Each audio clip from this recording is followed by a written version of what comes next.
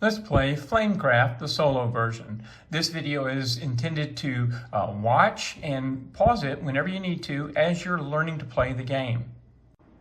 And if you find any rules mistakes or have any hints, please feel free to add comments to the video.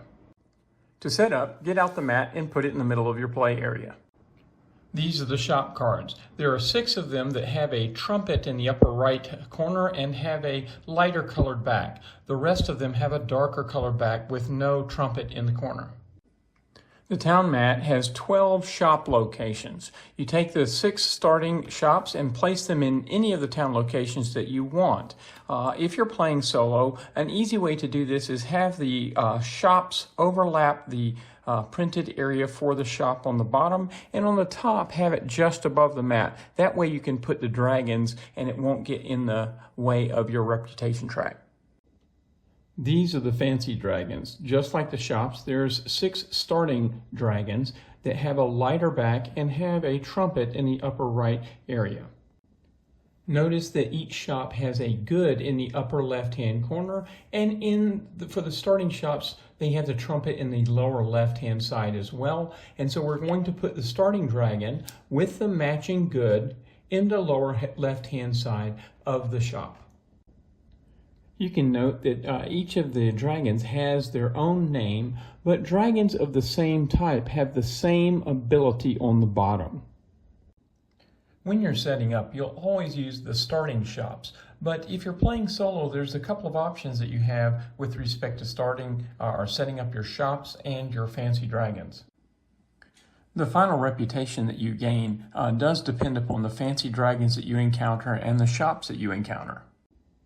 This is why on page 18 they have a very specific set of 10 shops for the shop deck and 12 fancy dragons. So that's the base way to play the solo mode. However, as you gain achievements, you can swap out or gain shops as well as fancy dragons. So in that case, you'll have to keep track of your changes from game to game. So those are the 2 main ways of setting up for solo. However, you could also play it using the multiplayer setup, but it will affect the score. However, if you're just playing for fun and you want an easy setup, you can use all of the cards. You'll of course want to decide whether you want to use the gold enchantments or the purple enchantments, and if you want to use the companions, you only choose 1 companion for yourself. Also, there's a total of 6 fancy dragons that allow you to increase your reputation by 2 if you have 3 of a particular type of good. It also says +3 if you have the most. Just ignore that part if you're playing solo because there aren't any other players. Now let's set up the shop card deck. Notice that in addition to the goods cards, there are other cards that have wild card, dragons, or coins on them. So in a multiplayer game, we're going to create a stack of 10 cards, 6 from the goods cards and 4 from these other cards. The solo variant is not actually a campaign, but you kind of play it that way because there are achievements that you can unlock that change the cards that you're dealing with. So in the very first solo game, you'll start with Drake of Cakes, Fogo de Char, Funky Brewsters, Saving Throw, Oh My Gourd, Tip the Scales, Maw and Paws, Wishing Well, Nunya Beeswax, and Dragon Tail Roost. Of course, you can play a solo game just like the multiplayer game where you try to get your highest score, and we'll show you how to set up the shop deck here. First, sort all the goods cards by type, and there'll be 3 of each, and then select 1 from each of the different types, giving you 6 cards. Now, take all the remaining cards and randomly choose 4 of them. Put the 6 good cards together and the other 4 cards, shuffle them all together and form the draw deck. Now let's form the artisan draw deck. If you're playing with 4 or more players, then you'll use all the artisan cards. If you're playing with 3 players, then that's actually how you set up for a solo variant. Then you remove 1 of each of the goods types, so a total of 6 dragons will be removed. If you're playing with only 2 players, then you remove 2 of each good types, a total of 12 dragons. Shuffle the artisan cards together and place them as a draw deck here next to the park. Take the top 5 and put them in the park. These are the fancy dragons. In the multiplayer game, you shuffle all of them together to form a draw deck. You, of course, can do that for the solo game, but if you want to play with the achievements, you will start with these 12: Tailor, Boo Boo, Chonkers, Dazzle, Frazzle, Matches, Pocus, Shimmer, Sparkle, Talisman, Todd, and Twinkle. You'll gain most of the other dragons as achievements. However, there are 6 of them that you won't really use in the solo game because they basically give you points for having the most of each of the goods. Those dragons are Elix, Forest, Zircon, Toasty, Ajax, and Carney. Once you've created the draw deck for the fancy dragons, place them here on the town mat. These are the enchantment cards. There's a purple deck and a gold deck. The purple ones are recommended for beginning players. Shuffle the enchantment cards together, either purple or gold, to form a draw deck, and then reveal the top 5 cards and place them inside the reputation track. Now choose one of the dragons as your player token and put the remaining next to the side of the town mat. Next, get out a player aid and a reputation marker that matches the color of your dragon. Notice for the reputation marker, on one side it has a heart, and on the other side it has a heart with the number 50 inside of it. The 50 is needed because as you go around gaining reputation, when you've completed one circuit, you can flip it over to the 50, and you now know that you have 50 in addition to where the marker is right now. On the player aid, on one side, it tells you how to play the game, and on the other side, it tells you about each of the different goods and the symbols, such as the moon and sun for fancy dragons. If you're playing solo, also get out the solo player aid, and it tells you how the gameplay is a little bit different for the solo variant on one side, and on the other side it shows you the achievements. Now, you can mark off the achievements there, but I actually just made a copy of it and mark it off on my copy. Finally, each player will draw 3 artisan dragons from the artisan deck, and you'll draw 2 fancy dragons and only keep one of them. If you're playing with 4 or 5 players, the 4th and 5th player take one good token of their choice. Which reminds me that I forgot to mention that the goods tokens are just placed to the side, and you can also put the coins inside the fountain. One other thing I forgot to mention, after you've drawn 2 of the fancy dragons, chosen one, take the other one and put it at the bottom of your draw deck. Place your reputation marker 50 point side down in the beginning of the reputation track, and now you're ready to begin the game. Solo and multiplayer gameplay is the same, except for for solo there is an AI player that will rules that will be shown on the player aid. So in the solo game, you're always going to go first. I suggest that you put your own player aid that matches your color up top to help you remember that. And underneath that, you can put the solo player aid that shows you what to do after you've completed your turn and the AI goes. So we'll go over examples in just a minute, but let's give a very quick overview of the entire game. So in the multiplayer game, each player will take a turn, and you will continue taking turns until either the very last artisan card is drawn or the very last enchantment card is drawn, and when that happens, each player gets to complete one more turn. The in-game trigger is the same whether you're playing solo or multiplayer. So the player aid shows exactly what's going to happen during each player's turn, whether it be multiplayer or solo. And basically you're going to visit a shop. You can't visit the shop that you're at, so you always have to move to a different shop. And then you can either gather or you can enchant, and that shows the steps, and we'll go through that in just a minute. And then there's an end of turn after all the players have gone, except for in the solo version, the end of turn is what the solo AI goes, and then you finish the end of turn type of action. So essentially, as you're going around the town, during your turns, you're going around to the different shops in town, and you're populating them with dragons, and enchanting means making each shop a little bit better by adding a good or ability there. And as you enchant the shops, you gain reputation. And so that's what happens on this reputation track. And the dragon with the most reputation at the end of the game wins. In the solo game, you compare your score against these rankings: Shopkeeper, Flamekeeper, or Master of the Flame. The Flamekeeper starts at level 75, and you have to be a Flamekeeper in order to unlock achievements. If you're a Master of Flame, then you actually get to unlock 2 achievements. When you unlock an achievement, this symbol here means to swap. So we would swap Dragon Tail Roost with So Cute. If you have a plus next to it, that you just add it to your set of cards. Because your cards and the shops change over time in the solo game if you're doing the achievement style, I have a bag and a box that I keep the cards and the small cards, the shop cards and the tokens in, just to keep them separate from the ones that I've actually achieved those achievement goals on. Let's now walk through a couple of turns to see the details of how to play the game. From here on out, you should pause the video whenever you want to so that you can try a couple of things and get used to the rules. The color doesn't matter. We're going to assume that you've chosen the purple dragon and that you have a red dragon as one of your artisan dragons. You can set up your system the same way if you want to follow along. Now, the first thing that we do is we visit a shop, and then you can either gather or enchant. But in order to enchant, you have to have some resources, and we don't have any, so the only thing that we can really do is gather. So that's what we're going to do.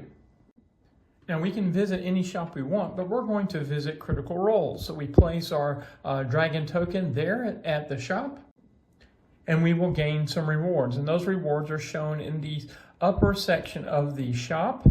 And if there were enchantments there, you'd get extra resources. But also on the dragons that are in the shop, you get a resource. So here I'm going to get 2 bread tokens. Now, it's important to know that if there's already a dragon or multiple dragons in a shop, you can still go there, but you have to pay a good or a coin. A coin acts as a wild token, so it can represent any of our goods. If we had 3 dragons in the shop, I'd have to have 3 goods or coins so that I could pay 1 good to each of the dragons. If I don't have enough goods or coins to pay each of the dragons, then I cannot visit that shop. But in this particular case, since we were first starting, there weren't any other dragons there, so we can go there without having to pay any cost. The next thing we see is we can place a dragon in order to gain a reward. Now, in this case, a dragon doesn't mean the dragon token. It means one of your artisan dragon cards. And I can place it in any of the open slots as long as my symbol matches one of the symbols on the slot. So I could place it in the second slot, but I can also place it in the last slot. I don't have to place them in order. I'm going to place it at the last slot so I can get a fancy dragon. The reward is shown as this small token here to the right of the grayish symbols. The colored in reward is what you get. And so this symbol right here means that you're going to get a fancy dragon. This symbol here means you're going to get a gold coin. So we'll put our dragon here on top of that slot and fill it in. And now we can get a fancy dragon. So we draw that card from the top of the deck. Now, there are 2 types of fancy dragons, one that has a sun symbol in the upper right and one that has a moon symbol in the upper right. The moon symbol means that it can only be activated or used at the very end of the game, and the sun means it can be activated anytime during your turn, but the fancy dragons can only be activated 1 time. So one thing that I like to do if I have a fancy dragon and I activate them, I like to turn them sideways to remind me that I've already used them. The next step is we may fire, that flame symbol means to fire, one of the dragons at the shop. Basically, this means that I can use the ability of one of the dragons. I can either draw one dragon from the park, or I can place a dragon in town. To place it in town means that I place it on one of the empty symbols in empty slots in any of the shops. But they, of course, have to match the symbol shown in the empty slot. In this particular case, I'm going to use Pan's ability to draw one artisan dragon. So that means I go to the park and I select any one of the fancy dragons that are face up. I'm going to choose Frostbite because I want the ability to gain 3 different goods later on. The last step is we may use a shop ability if there are any, but the starting shops don't have any special abilities, so we can't do anything there. So that's the end of my turn. Now we can turn our attention to the solo player aid. The first part here says visit a shop, gather, or enchant. That's really the same kinds of things that's on the other card, in case you weren't using that. The AI portion starts right here with these steps. And the first step is to refresh the park. And so what that means is we look in the park and see if there are already 5 dragons there. If they're not, we draw as many cards that are needed to fill in the park to 5. So, for example, we have 4. We need to draw the top card and place it in the park. The next step is to reveal a dragon, an artisan dragon from the deck, and place it in the first matching or wild empty shop slot. What this means is we draw the top card off the artisan dragon deck, and it happens to be Suzette, which is a bread type of icon. And what we do is we start in the upper left part of the park. So the park is here, and so we're going to start to the upper left, and we will go clockwise around looking for an empty slot to place Suzette in. And so we check the symbols of each of these slots. For the sake of understanding the gameplay, let's assume that the Smith Mart is the first one, and notice it has an anvil and a potion, and it has a potion for the second slot. So Suzette can't fit in either one of those places. And now let's assume also that Critical Roles is the next shop. And there is a bread symbol on the second slot, so we can place Suzette there. Later in the game, as slots get filled up, it is possible that you won't find a matching symbol. But you should know that this particular symbol means a wild match, so it will match any of the dragons. Even so, you still may not find a slot, and if you don't find any slot where the dragon will match, you put it on the bottom of the artisan deck and draw the next one until you do find a dragon that matches. But in our particular case, we're able to place Suzette in the Critical Roles shop. The important thing to be aware of here is that you have filled up the shop with all the dragons. All the empty slots are filled. In that particular case, you take the top card of the shop deck and place it face down on any empty slot for the shops. Notice that there's a maximum of 12 shops in the town. The next thing that happens is that we move the matching non-player dragon token to that shop. Since Suzette is yellow, we move the yellow token to the shop. The AI doesn't have to pay any resources if there are other dragons in that shop. One thing to be aware of, since we are the purple dragon, if a purple dragon had been placed in this shop, we would not have to place a dragon token in there because that's us. The next step says, if any enchantment matches the placed dragon in step 2, choose one to add to the matching shop. So what does that mean? That means that Suzette was a bread dragon, so we look in the enchantments. And we check to see if any of the available enchantments are of bread type, and we have 2 of them. So we can choose which of the enchantments we want to place on the shops.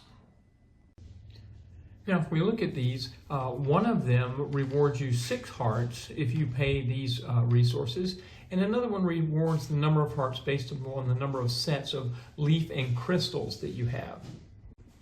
I'm trying to go for the 6 hearts, so I'm going to allow the AI to use this particular enchantment.